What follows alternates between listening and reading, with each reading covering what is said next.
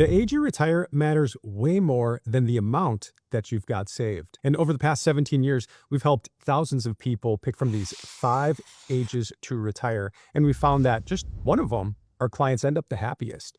But it's probably not the age that you'd think. Everyone wants to know if there's a magic age to retire and if they're ready to make the shift. So let's talk about what retirement really looks like for every age, how much money you need, and where that sweet spot really is. So let's start with the most extreme, and that is the FIRE crowd. You've probably heard of it before. It's financial independence, retire early. So these are the people who usually want to retire in their 40s or early 40s.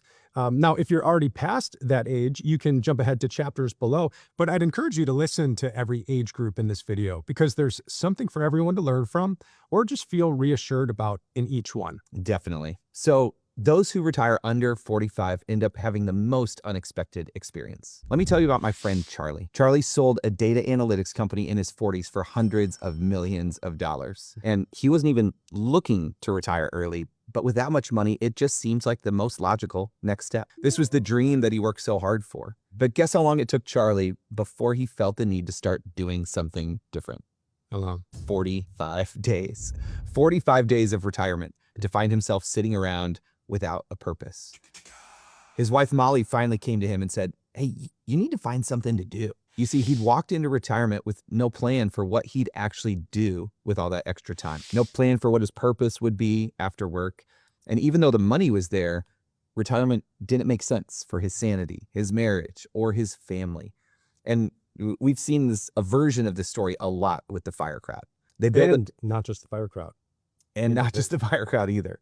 They build a great plan to get out of work, but no plan for what they're walking into. So when someone asks me, should I aim for FIRE? I tell them, for most people aiming to retire by 45, the math says you might need closer to, say, $5 million saved for a comfortable lifestyle. And that's just an estimate if you're wanting to spend roughly $120,000 a year during retirement. The one thing that doesn't include is there's another 20 years of paying for your own health insurance at that age. But the more important question to ask yourself, not how much do I need, is who you'll be on a random Tuesday at 10 a.m.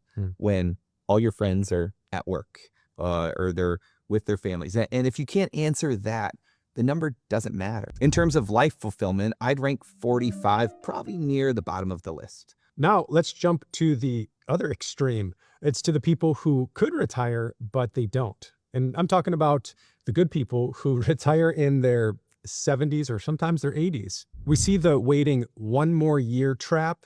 That's happening to this group constantly. So picture the senior executive in his late 60s, where they already have 5 million plus saved. And he's telling his wife, I'm going to do one more year just to wait for this bonus that's going to come. Or one more year just to hit this vesting cliff. Or one more year that just because this deal I think is going to close before the end of the year. So every year he pushes that date until something, maybe his health, or maybe it's his wife, or maybe it's just a market shift, that ends up making the decision for him. There's also a wrinkle at this age that catches some people off guard. RMDs hit at 73, between 73 and 75, whether you want them to or not. Now, the IRS, they force taxable distributions from your retirement accounts, your pre-tax accounts, whether you're ready or not. So waiting it out doesn't even keep your money working for you the way that you might think. If you're spending something like $120,000 a year, technically $1 million or $1.5 million could actually make it work. But what we've seen over and over again is that the people who actually retire this late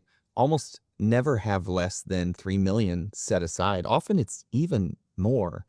And they could have retired years ago is what the math says. This might feel uncomfortable, and it's even uncomfortable to say, but the people who retire this late often have the least time to enjoy what they've built. So the real question at this age isn't, do I have enough? It's typically, how much of what I have am I actually going to use?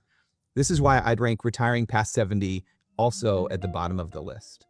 But there's a caveat here. If you love what you're doing, if it provides you with the freedoms you want and you're able to spend the time you want with the ones you love, then in a way that is retirement. Retirement can still include work. But for most people, we see they're sticking around for maybe low passion jobs because they feel stuck or they're waiting for that one more thing, like you said. Yeah. So retiring past 70 is sometimes right, but most often regretted. All right, now that we've got the extremes out of the way, let's dig into the range where most people retire. So there's a few specific ages in here that unlock some pretty big benefits. What about pulling the trigger at 55? That's one you hear. There's something called the rule of 55. Maybe you've seen another video on that or heard of that. It means that the IRS lets you tap your 401k without that 10% early withdrawal penalty that you've probably heard about. Now, that's as long as you separate from your employer in the year you turn 55 or later. The rule of 55, it sounds like a freedom button. And for the right person, it can be. But here's the thing. The 10 years between 55 and 65 are some of the hardest stretches of any retirement.